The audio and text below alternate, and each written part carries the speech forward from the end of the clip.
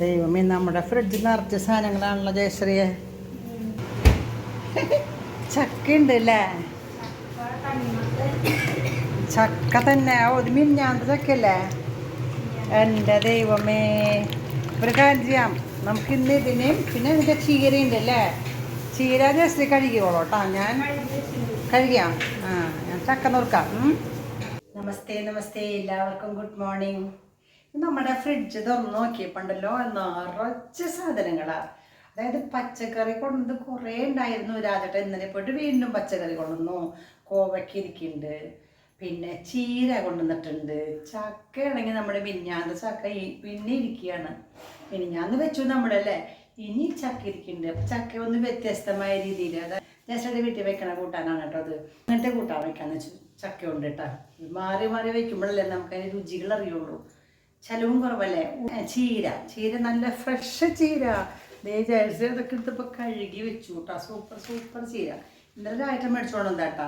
ഇനി ഇരിക്കുന്നുണ്ട് അതിൻ്റെ കോളിഫ്ലവർ ഇരിക്കുന്നുണ്ട്, പിന്നെ കോവയ്ക്ക് ഇരിക്കുന്നുണ്ട്. നമ്മൾ ഇന്നലെ കോവയ്ക്ക് വെച്ചില്ലേ, ഇനി ഇരിക്കും പച്ച ചീര കഴുകിയത് നന്നായിട്ട് കുടഞ്ഞു. ഇതിൻ്റെ വെള്ളം എല്ലാം പോയി കേട്ടോ. നമുക്ക് അരിയാം.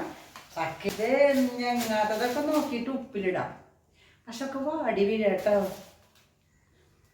മാമ്പഴത്തിൻ്റെ വാസന ഉണ്ടല്ലോ ജയശ്രീ. മാമ്പഴം നോക്കൂ, വാസനയുണ്ട്. കൂട്ടാൻ വെക്കാം നമുക്ക്. മാമ്പഴം കൂട്ടാൻ എവിടെ പോയാലും മാമ്പഴം വാങ്ങിച്ചുകൊണ്ടിരും. ഇവിടെയാണെങ്കിലും മാമ്പഴത്തര ഇരിക്കുന്നുണ്ട് കേട്ടോ. സൂപ്പർ മാമ്പഴത്തര ഇരിക്കുന്നുണ്ട് ജയശ്രീ. കണ്ടോ കണ്ടോ? ഇതാണ് നമ്മൾ തിന്ന് ഇത് ബാക്കിയുള്ളത് കേട്ടോ. അതാ ഇത്രയും ബാക്കിയുണ്ട്. ഇനി അവിടെ വീണ്ടും പൊട്ടിച്ചിട്ടുണ്ട്. അതിനേക്കാൾ സൂപ്പർ കണ്ടോ? അയ്യോ എന്താ രസമല്ലേ നോക്കൂ. കണ്ടാ? നിങ്ങൾക്കറിയാം നല്ല കട്ടിയുള്ള തിരയാണ്. കണ്ട? Super super. ഇതാണ് എന്ത് രസമാണെന്നറിയോ. മുറിച്ച് വെച്ചിട്ടുണ്ട് കൊള്ളാത്തത്. എന്താ സ്വാദം അറിയോ? അലുവ തന്നെയല്ലേ? അലുവ അതേപോലെയാ. ഇപ്പൊ വന്ന് തരാം കേട്ടോ. ഞാൻ ഉണ്ടാക്കിയതല്ല കേട്ടോ. ഇത് അനിയത്തി പത്മിനി ഉണ്ടാക്കിയതാണ്. അവൾ ഇങ്ങനെ എല്ലാവർക്കും തന്നു.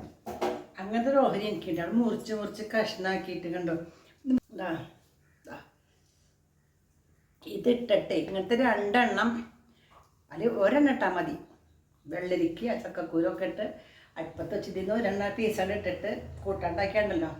ഇത് ഏകദേശം ഒരു 5-6 മാങ്ങയുടെ ഉണ്ടാവൂലേ? 5-6 മാങ്ങയുടെ ഇതുണ്ടാവും. വലുതായിരുന്നു മുറിച്ച് വെച്ചിട്ടുണ്ട്. അലുവ തന്നെ കേട്ടോ. ഇതെൻ്റെ അനിയത്തി പത്മിനി ഉണ്ടാക്കിയതാണ്.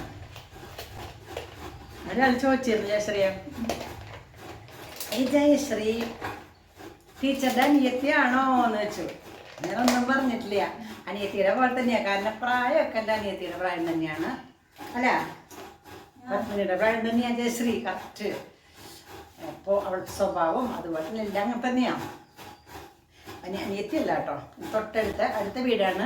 വേറെ അടുപ്പം ജയശ്രീയെ കുറിച്ച് ഒന്ന് പരിചയപ്പെടുത്തും. ഫാമിലി പരിചയപ്പെടുത്തുമോ? അത് ജയശ്രീനെ എപ്പോഴെങ്കിലും പരിചയപ്പെടുത്തും കേട്ടോ. ഞാനായിട്ട് സ്വയമേവ ജയശ്രീ പരിചയപ്പെടുത്തുന്നതായിരിക്കും. എപ്പോഴാണ് ഒഴിവെന്ന് വെച്ചാൽ അപ്പം ചെയ്തു തരും കേട്ടോ. വേനൽക്കാലത്താണ് ഏറ്റവും കൂടുതൽ പണി ഉണ്ടാവുക അല്ലേ? കാരണം വേനൽക്കാലത്ത് അന്നത്തെ ഭക്ഷണം ഉണ്ടാക്കണം, പിന്നെ വർഷക്കാലത്തേക്കുള്ള ശേഖരണവും. കാരണം ഞാൻ പറഞ്ഞല്ലോ ചക്ക നമുക്ക് ചക്ക പപ്പടം ഉണ്ടാക്കുന്ന ഒരാൾ പറഞ്ഞിരുന്നു കേട്ടോ. അടുത്ത പ്രാവശ്യം കിട്ടുമ്പോൾ ഉണ്ടാക്കാം കേട്ടോ. ഇന്നെന്തായാലും ഞങ്ങളിങ്ങനെ തീരുമാനിച്ചു.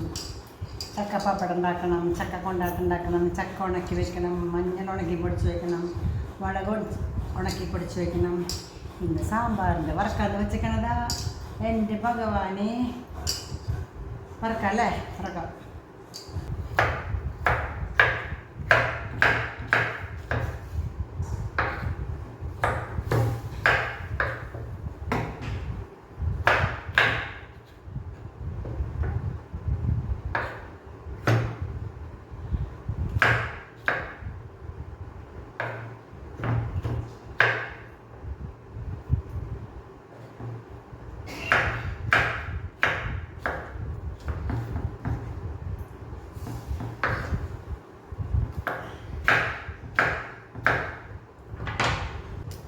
കുറച്ച് കഷ്ണേ ഉള്ളൂ കേട്ടോ, അത്രേ ഉള്ളൂ. പക്ഷേ ഇത് നല്ല സ്വാദുണ്ടാവും. ഇതൊരു പുതിയതല്ല പഴയത്, പണ്ടത്തെ തന്നെയാണ്. കുറച്ചുള്ളൂ. അപ്പോൾ അധികം ഉപ്പിടാം അല്ലേ നമുക്ക്. അതിലേക്ക് ആവശ്യമുള്ള ഉപ്പ് ഇട്ടു, അധികം വേണ്ട, കുറച്ചല്ലേ ഉള്ളൂ. പിന്നെ മഞ്ഞൾപ്പൊടി ഇടാം. ഞാനൊരു 1/2 ടീസ്പൂണ് മഞ്ഞൾപ്പൊടി ഇട്ടു. പിന്നെ മുളക് പൊടി 1 ടീസ്പൂൺ മുളക് പൊടി. 1 ടീസ്പൂണില്ല, കുറച്ച് കേട്ടാ. 1 ടീസ്പൂണിൻ്റെ ഭയങ്കര എരിവാവും. ഉപ്പിട്ടു, മുളകിട്ടു, മഞ്ഞളിട്ടു. ദെൻ വെള്ളം, നല്ലോണം വെള്ളം ഇട്ടോട്ടാ. ഒഴിച്ചിട്ടുണ്ട്. ഇനി അടയ്ക്കാം. അടുപ്പത്ത് വയ്ക്കാം. ഒരു 2 വിസിൽ. ഞാൻ പറഞ്ഞല്ലോ, ഇതാണ് നമ്മുടെ ചീര.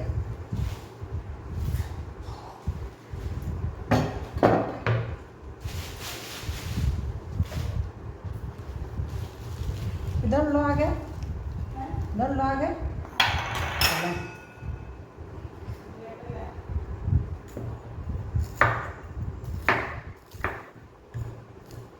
പുല്ല് മുളച്ചിട്ടില്ലേ, അതിൽ കുറേ ഇത് മുളച്ചിട്ടുണ്ട് കേട്ടോ ചീര. അത് നമുക്ക് പറിച്ചെടുക്കണം. മുറിച്ചെടുക്കാൻ പറ്റില്ല, അത് നിൽക്കാൻ പറ്റില്ലല്ലോ. എന്തായാലും പുല്ല് വലിക്കുന്ന ആൾക്കാർ വരുമ്പോൾ അതൊക്കെ പറിച്ച് കളയും. അപ്പം നമുക്കതൊക്കെ വലുതാവണത് പറിച്ചെടുക്കാം.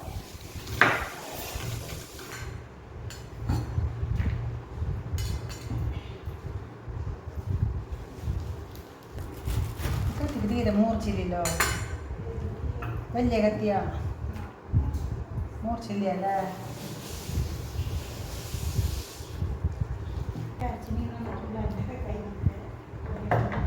തേച്ചാൽ നല്ല മൂർച്ച കിട്ടും, പക്ഷേ തേച്ച് ഇത് നല്ല മൂർച്ചയില്ല കേട്ടോ. സുഖമായിട്ട് അരിയാൻ പറ്റും. ആയുധങ്ങൾ നന്നായാലാണ് നമുക്ക് പണിയെടുക്കാൻ ഇഷ്ടമുണ്ടാവുള്ളൂ. നല്ല ചൂലാണെങ്കിൽ അടിക്കാൻ തോന്നും, നല്ല വെട്ടോത്തിയാണെങ്കിൽ വെട്ടാൻ തോന്നും. മുറിയാതെ വെട്ടോത്തിക്ക് മൂർച്ചയില്ലെങ്കിൽ വെട്ടാനേ ഇഷ്ടമുണ്ടാവില്ല. നല്ല ആയുധങ്ങൾ വേണം.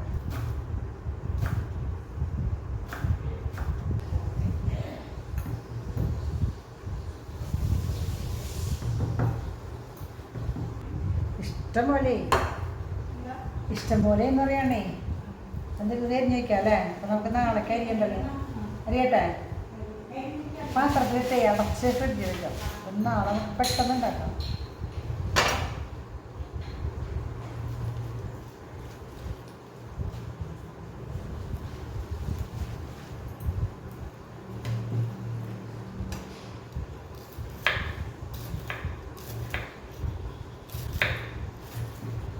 നമ്മൾ ചക്ക 2 വിസിൽ വന്നു, പ്രഷറൊക്കെ പോയി കഴിഞ്ഞു. തുറക്കാം. കുറച്ച് നേരമായിട്ടോ. നന്നായിട്ട് വെന്തിട്ടുണ്ട്. കണ്ടു, വെള്ളമൊക്കെ ഞാൻ ഒഴിച്ചിട്ടുണ്ടായിരുന്നു കേട്ടോ. നന്നായിട്ട് വെന്തിട്ടുണ്ട്. കാര്യം ചെയ്യാം, അതിലേക്ക് നമ്മൾ ഇന്ന് ചെയ്യണത് ഒരു നല്ല ടേസ്റ്റുള്ള ഒരു കറി. ഇന്നലെ നമ്മൾ ചെയ്തത് ഉള്ളി മൂപ്പിച്ചു അല്ലേ. ഇന്ന് ഉള്ളിയില്ല, നാളികേരമില്ല, ഒന്നുമില്ല. വെറുതെ ഇതാ ഇങ്ങനെ കറിവേപ്പില അങ്ങനെ പൊട്ടിച്ചിട്ടു. നല്ല പുത്തൻ കറിവേപ്പില കേട്ടോ. ഇപ്പോൾ പൊടിച്ച് കൊണ്ടുവന്ന പോലത്തെ നല്ല കറിവേപ്പില പൊടിച്ച് തന്നെയാണ് കേട്ടോ. നന്നായിട്ട് കുറച്ച് കറിവേപ്പില തിരുമ്പിയാണ് ഇട്ടുണ്ടല്ലോ, നല്ല വാസനയാണ്. എന്നിട്ട് ഇത്തിരി 1 ടേബിൾ സ്പൂൺ പച്ച വെളിച്ചെണ്ണ നന്നായിട്ട് ഒഴിക്കണം. അടിപൊളിയായിരിക്കും. എന്താ, ഇതാണ് നമ്മുടെ ടുഡേ സ്പെഷ്യൽ ചക്ക മോളോഷ്യം. അടിപൊളി, സൂപ്പറാ.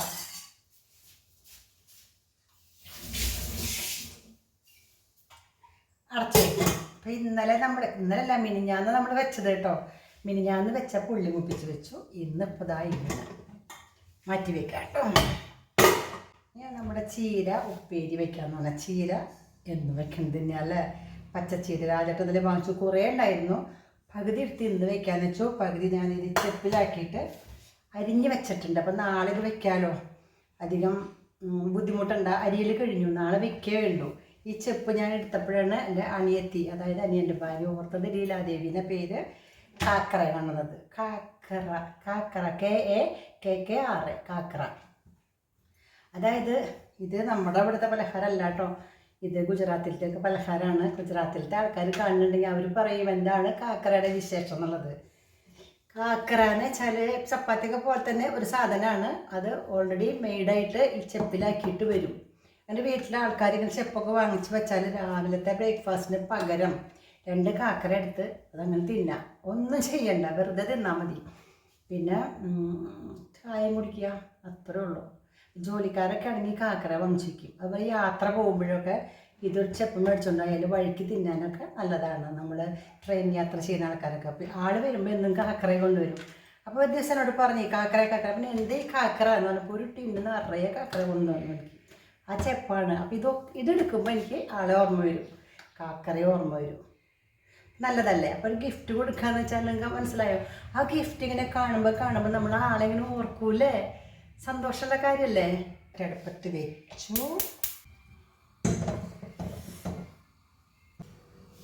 അപ്പം അതിലേക്ക് ഒരു 1.5 മുളക് എടുത്തിട്ടുണ്ട്. 2 ഇട്ടാലും കുഴപ്പമില്ല, അത്ര അധികം എരിവൊന്നുമില്ല. ഇങ്ങനെ വലുതാക്കി ഇടാം. ആവശ്യമുള്ളവർക്ക് കഴിക്കാം, ആവശ്യമില്ലാത്തവർക്ക് എടുത്ത് കളയാം. അതിനാണ് വലുതാക്കി ഇടുന്നത്. കുഞ്ഞാക്കി എറിഞ്ഞിട്ടാൽ ചിലപ്പോൾ അറിയാണ്ട് കടിച്ചു പോകും. കുട്ടികളൊക്കെ ഉണ്ടെങ്കിൽ അവർക്ക് ബുദ്ധിമുട്ടാണ്. എനിക്കിഷ്ടമാണ്, ഞാൻ കഴിക്കും. ചെഞ്ചട്ടി ചൂടായി, വെളിച്ചെണ്ണ ഒഴിക്കാം.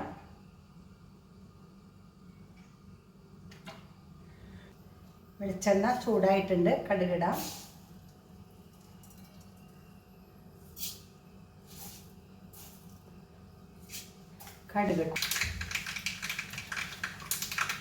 കടുക് പൊട്ടിക്കഴിഞ്ഞു. അതിൽ നമുക്ക് ഒരു പിടി വേണ്ട, ഒരു കുത്ത് അരി ഇടാം. അരി എന്ന് വെച്ചാൽ നമ്മൾ ചോറ് വെക്കണ അരി തന്നെയാണ് കേട്ടോ. അരി ഇട്ടു. പിന്നെ നന്നായിട്ട് പൊരിയുന്നുണ്ട് കേട്ടോ. മുളക് പൊട്ടിച്ചിടാം. ഒരെണ്ണം പൊട്ടിച്ചിട്ടു. പൊട്ടിക്കഴിഞ്ഞു, ഞാൻ ഇടാണ്.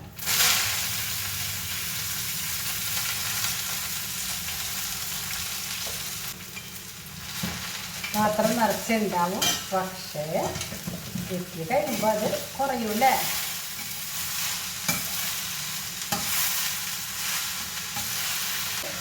ചെറിയ അടുപ്പത്തേക്ക് മാറ്റാം. ചീനച്ചട്ടിയിൽ കുറേ ഉണ്ട് ഇട്ടപ്പോൾ, പക്ഷെ വെന്ത് വന്നപ്പോൾ പകുതിയുള്ളൂ. ഇങ്ങനെ വയലോക്കിളിയിലെ കവിതയില്ലേ, ചങ്ങാലിപ്രാവിൻ്റെ കവിത. ചങ്ങാലിപ്രാവ് നാഴി പയർ കൊണ്ടുവന്നു. നാഴി പയർ കൊണ്ടുവന്നിട്ട് പിറ്റേ ദിവസം ആഹാരം തേടി പോയപ്പോൾ മോളോട് പറഞ്ഞു, മോളെ നീ ഈ പയറൊക്കെ ഒന്ന് വറുത്ത് വെക്കിയിട്ട് അമ്മ വരുമ്പോഴേക്കും വറുത്ത് വെക്കുക, എന്നിട്ട് നമുക്ക് അമ്മ വരുമ്പോൾ ഒരുമിച്ച് തിന്നാം എന്ന് പറഞ്ഞ് പോയി. ഉപ്പിടണ്ടേ? ഉപ്പിടാം. പൊടി ഉപ്പ് ഇട്ടു. 1 ടീസ്പൂൺ മഞ്ഞൾപ്പൊടി ഇട്ടു. ചെറിയ ടീസ്പൂണാണ് കേട്ടോ.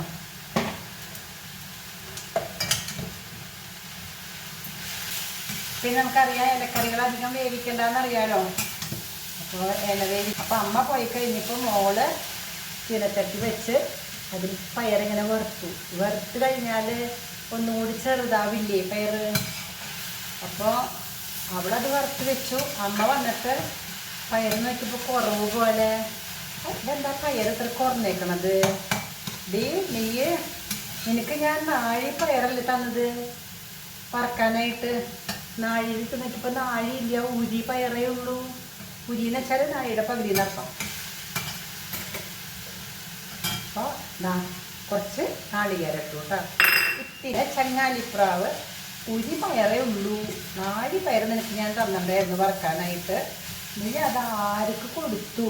അല്ലെങ്കിൽ നീ തിന്നുണ്ടാവും മുഴുവൻ, അല്ലെങ്കിൽ എൻ്റെ ഫ്രണ്ട്സിന് കൊടുത്തുണ്ടാവും. നീ എവിടെ ഈ പയർ എന്നൊക്കെ പറഞ്ഞിട്ട് ഈ കുട്ടിയെ കുറേ കൊത്തിക്കപ്പോൾ കുട്ടി പറഞ്ഞു, ഇല്ല അമ്മേ ഞാൻ തിന്നിട്ടില്ല, ഞാൻ ആർക്കും കൊടുത്തിട്ടില്ല, അമ്മേ എന്നെ തല്ലല്ലേ എന്നൊക്കെ കുറേ പറഞ്ഞു. പക്ഷേ വിശ്വസിക്കുന്നില്ല അമ്മ.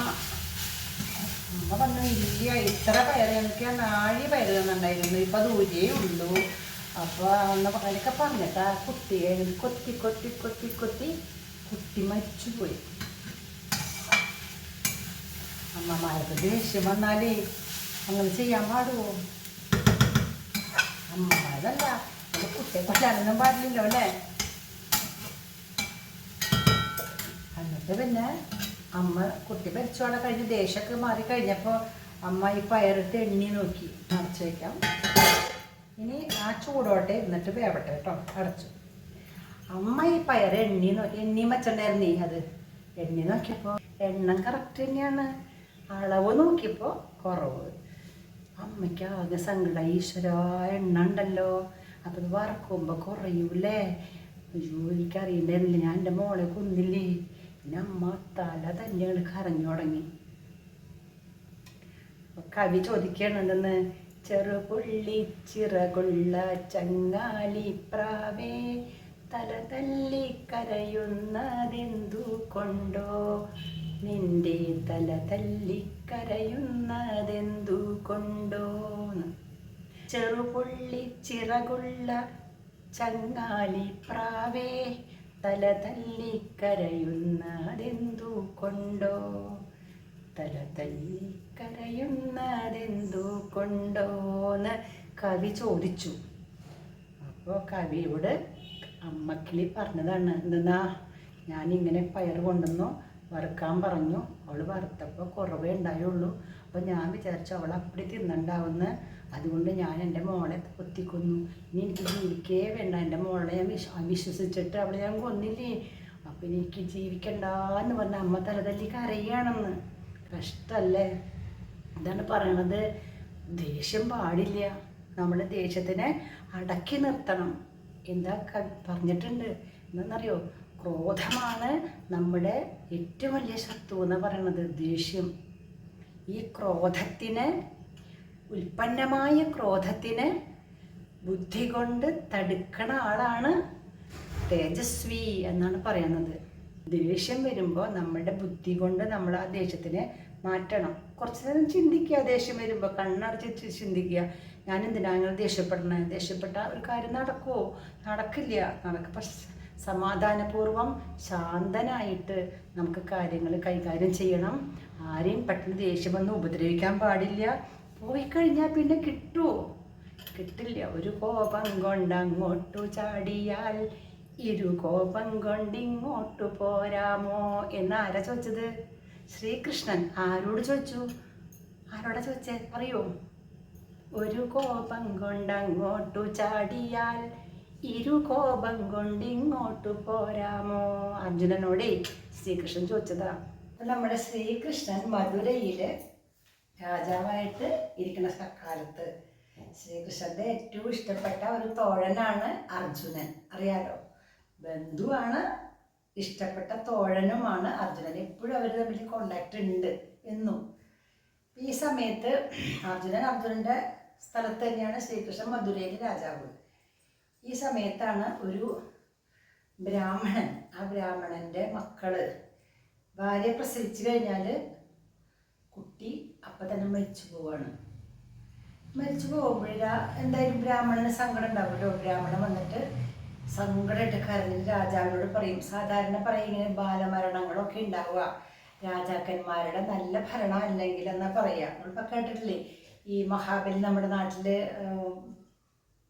രാജ്യം ഭരിക്കണ കാലത്ത് എന്തൊക്കെയില്ല, കള്ളവുമില്ല, ചതിയുമില്ല, എള്ളോളമില്ല, പൊളിവചനം, പിന്നെന്താണ്, കള്ളപ്പറയും ചെറുനാഴിയും കള്ളത്തരങ്ങൾ മറ്റൊന്നുമില്ല, അത് ബാലമരണങ്ങൾ കേൾപ്പാനില്ല എന്നൊക്കെ പറയില്ലേ. അങ്ങനെ ബാലമരണം, രാജാക്കന്മാർ നല്ല ഭരണമാണെങ്കിൽ മാത്രമേ ഇങ്ങനത്തെ അനർത്ഥങ്ങളൊക്കെ ഉണ്ടാവാതിരിക്കുള്ളൂ. അപ്പോൾ ശ്രീകൃഷ്ണൻ്റെ ഭരണം അത്ര നല്ലതാവില്ല. അതുകൊണ്ടാണെന്ന് വെച്ചിട്ട് ശ്രീകൃഷ്ണൻ്റെ അടുത്ത് നിന്ന് ബ്രാഹ്മണൻ പറയും, ഭഗവാനെ ശ്രീകൃഷ്ണ, എൻ്റെ മകൻ മരിച്ചുപോയി, അങ്ങ് എന്താണെന്നറിയില്ല, കുറേ സങ്കടമൊക്കെ പറയും. ശ്രീകൃഷ്ണൻ പറയും സാരില്ല. ശ്രീകൃഷ്ണൻ അയാളെ ആശ്വസിപ്പിക്കും, സാരില്ല. അങ്ങനെ രണ്ടാമത് പ്രസവിക്കും ഭാര്യ, അപ്പോഴും കുട്ടി മരിച്ചു തന്നെയാണ്. അങ്ങനെ 3, 4, 5, 6, 9 തവണയും കുട്ടി മരിച്ചു തന്നെയാണ്.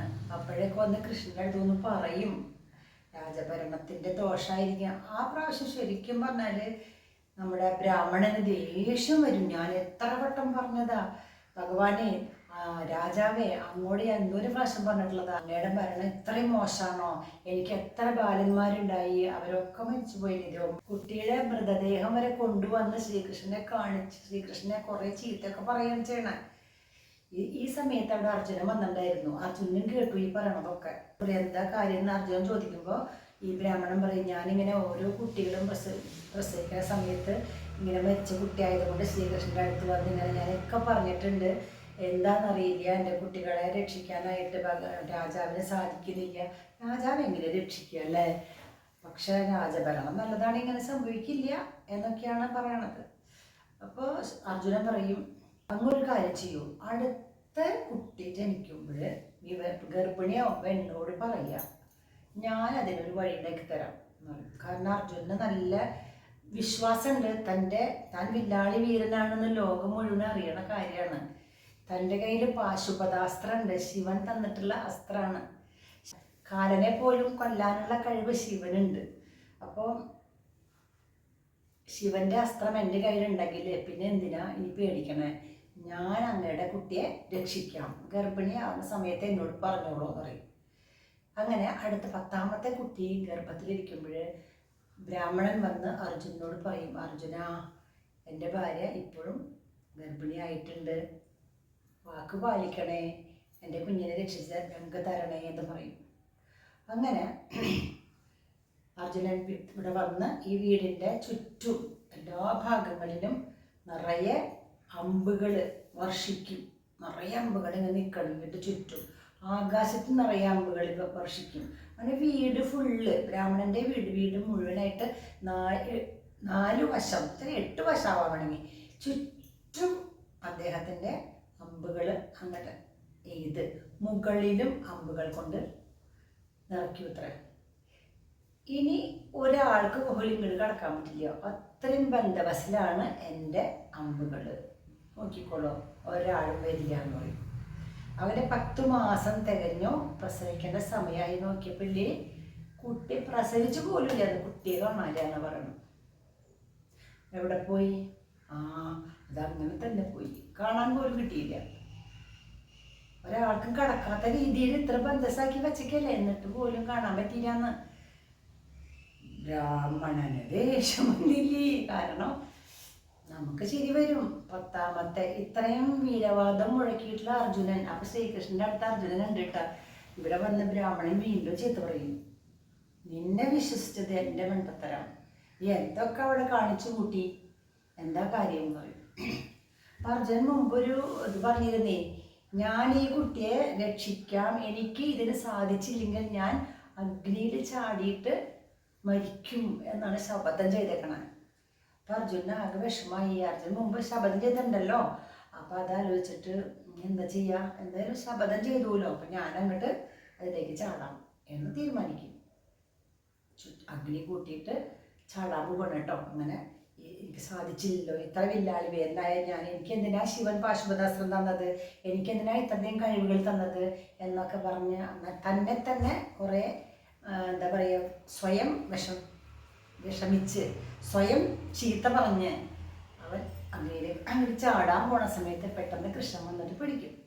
അപ്പം ചോദിക്കും, ഒരു കോപം കൊണ്ട് അങ്ങോട്ട് ചാടിയാൽ കോപം കൊണ്ട് ഇങ്ങോട്ട് പോരാമോ, നീ ഇത് വാശിക്ക് അങ്ങോട്ട് ചാടിക്കഴിഞ്ഞാൽ കുട്ടിയെ കിട്ടുമോ, ഇത് നിനക്ക് ജീവിക്കാൻ പറ്റുമോ, നമുക്ക് കാര്യം ചെയ്യാം, നമുക്ക് എന്തെങ്കിലും നോക്കാം എന്ന് പറഞ്ഞിട്ട് അർജുനനെയും കൊണ്ട് നമുക്ക് അവിടെ അന്വേഷിക്കാം എന്ന് പറഞ്ഞ് അർജുനനെ കൊണ്ട് ഈ ഭൂമി ലോകം മുഴുവനും അതുപോലെ തന്നെ എല്ലാ ലോകായ ലോകങ്ങൾ മുഴുവനും സഞ്ചരിച്ച് ഭഗവാൻ കൃഷ്ണനല്ലേ, ചില്ലറക്കാരനല്ലല്ലോ, എവിടേക്കും പോകാൻ അറിയുമല്ലോ, അതിൻ്റെ കൂടെ അർജുനനെയും കൊണ്ടുപോയി. അങ്ങനെ ഭൂലോകവും സ്വർലോകവും ഒക്കെ കടന്ന് അങ്ങനെ എന്താ പറയുക, 7 ലോകങ്ങൾ 14 ലോകങ്ങളും താണ്ടി അവസാനം വൈകുണ്ഠത്തിലെത്തിയിത്രേ. വൈകുണ്ഠം എന്ന് പറഞ്ഞാൽ അറിയാലോ, മഹാവിഷ്ണു വസിക്കുന്ന സ്ഥലമാണ്. മഹാവിഷ്ണു ആരാണ്?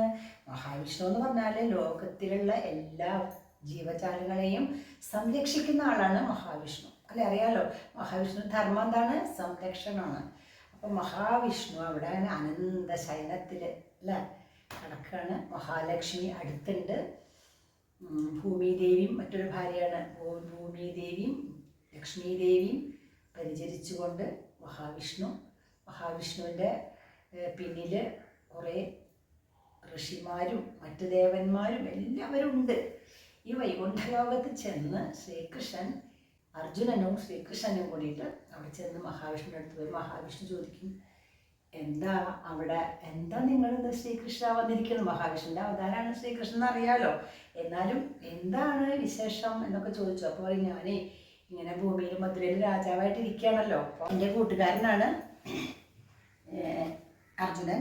അപ്പം മഹാവിഷ്ണു പറയും, ഞാൻ എന്തിനാണ് ചെയ്തതെന്ന് വെച്ചാൽ ശ്രീകൃഷ്ണനെ എനിക്കൊന്ന് കാണണം. അതിന് വേണ്ടിയിട്ട് എൻ്റെ ഒരു അംശാവതാരമാണ് ശ്രീകൃഷ്ണൻ, എൻ്റെ ഒരു അവതാരമാണ് ശ്രീകൃഷ്ണനെങ്കിലും ഈ ശ്രീകൃഷ്ണനെ ഒന്ന് നേരിട്ട് എനിക്ക് കാണാൻ വേണ്ടിയിട്ട് ഞാൻ ശ്രീകൃഷ്ണനെ ഇങ്ങോട്ട് വരുത്തിയതാണ്. അതിലുള്ള ടെക്നിക്കാണ് ഇത് ചെയ്തതെന്ന്. എന്ന് വെച്ചാൽ എൻ്റെ ഭാര്യ ലക്ഷ്മീദേവി ഇടയ്ക്ക് പറയും, എനിക്കാണെങ്കിൽ എങ്ങോട്ട് പോകാനായിട്ട് സമയമില്ലല്ലോ.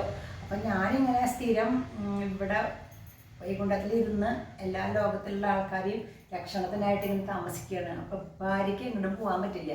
അപ്പം ലക്ഷ്മീദേവി ഒറ്റയ്ക്ക് പോകും, എവിടേക്കെങ്കിലൊക്കെ പോകും. അങ്ങനെ ഭൂമിയിൽ ചെന്നപ്പോൾ അവിടെ അമ്പാടിയിലൊക്കെ എത്തിയപ്പോൾ അവിടെ ശ്രീകൃഷ്ണൻ്റെ ലീലാവിലാസങ്ങൾ കണ്ടു. അത്ര എന്തെല്ലാം ലീലാവിലാസങ്ങളല്ലേ. വസുദേവരെ ഈ കുട്ടിയെ ഇവിടെ കൊണ്ടുവന്നതിന് ശേഷം ഒരുപാട് കാര്യങ്ങൾ ശ്രീകൃഷ്ണൻ ചെയ്തിട്ടുണ്ട്, അത്ഭുതങ്ങൾ ചെയ്തിട്ടുണ്ട്. എന്തൊക്കെ ചെയ്തിരിക്കണത്? കുറേ പൂതനയ്ക്ക് മോക്ഷം കൊടുത്തതും ശകടാസുരൻ്റെ മോക്ഷം കൊടുത്തതും അങ്ങനെ ഒരുപാട് കാര്യങ്ങൾ ശ്രീകൃഷ്ണൻ ചെയ്തിട്ടുണ്ട് അല്ലേ. എന്തൊക്കെ ലീലകളാണ് അവിടെ ആടിയിട്ടുള്ളത്. ഗോപികന്മാരോട് കൂടി ലീലകളാടി, രാധാദേവിയുമായിട്ട്. അങ്ങനെ അമ്മ യശോദയ്ക്ക് സന്തോഷം. ഇത്രയും കാര്യങ്ങളൊക്കെ ലക്ഷ്മീദേവി വന്ന് ഇവിടെ നിന്ന് എന്നോട് പറയും, കണ്ടു നിങ്ങൾക്ക് മാത്രമേ ഇങ്ങോട്ട് പോകാനായിട്ട് നേരമില്ല. ആ കൃഷ്ണൻ അവിടെ എന്തൊരു രസമായിട്ടാ, എന്തൊരു സന്തോഷമായിട്ടാ, എല്ലാവരെയും സന്തോഷിപ്പിച്ച് ജീവിക്കണം എന്നൊക്കെ പറയുമ്പോൾ ഞാൻ വിചാരിക്കും, ആ കൃഷ്ണൻക്കൊന്ന് കാണണമല്ലോ എന്ന്. അങ്ങനെ കൃഷ്ണനെ കാണാൻ വേണ്ടിയിട്ട് ഞാനൊരു പണി ചെയ്തതാണ്. ആ കൃഷ്ണൻ ഇവിടെ വന്നു, കൂടാരുണ്ട്, കൂട്ടുകാരനുണ്ട്. അപ്പോൾ നിങ്ങളെ രണ്ടുപേരും എനിക്ക് കാണാൻ സാധിച്ചു. ബ്രാഹ്മണൻ്റെ കുട്ടികളൊക്കെ ഇവിടെ സേഫാണ് കേട്ടോ, ഈ 10 കുട്ടികൾ ഇവിടെയുണ്ട് എന്ന് പറഞ്ഞ് ഈ കുട്ടികളെല്ലാം അവർക്ക് കൊടുത്തു എന്നാണ് പറയുന്നത്. അങ്ങനെ ആ 10 കുട്ടികളെയും കൊണ്ട് ശ്രീകൃഷ്ണനും അർജുനനും കൂടി ഭൂമിയിൽ വന്ന് ബ്രാഹ്മണന് കൊടുത്തു അത്ര. അവരൊക്കെ പ്രായത്തിലുണ്ട്, എത്ര വയസ്സുണ്ടാവില്ല വ്യത്യാസം. അതനുസരിച്ചുള്ള കുട്ടികളെല്ലാവരെയും നല്ല കുട്ടന്മാരായിട്ട് അങ്ങനെ ബ്രാഹ്മണന് കൊടുത്തു. സന്താന ഗോപാലം എന്നാണ് ശ്രീകൃഷ്ണൻ്റെ കഥയാണ്, മഹാവിഷ്ണുവിൻ്റെ കഥയാണ്. ഒരു കോപം കൊണ്ടങ്ങോട്ടു ചാടിയാൽ ഇരു കോപം കൊണ്ടിങ്ങോട്ടു പോരാമോ എന്നുള്ള കഥ പാട്ട് പാടിയപ്പോൾ ഈ കഥ പറയേണ്ടി വന്നതാട്ടോ. ഇഷ്ടമായെങ്കിൽ ലൈക്ക് ചെയ്യുക. ഇതുവരെയും സബ്സ്ക്രൈബ് ചെയ്യാത്തവരുണ്ടെങ്കിൽ ഒന്ന് സബ്സ്ക്രൈബ് ചെയ്യുക. വീണ്ടും കാണുക എൻ്റെ ഈ വീഡിയോസ് കേട്ടോ.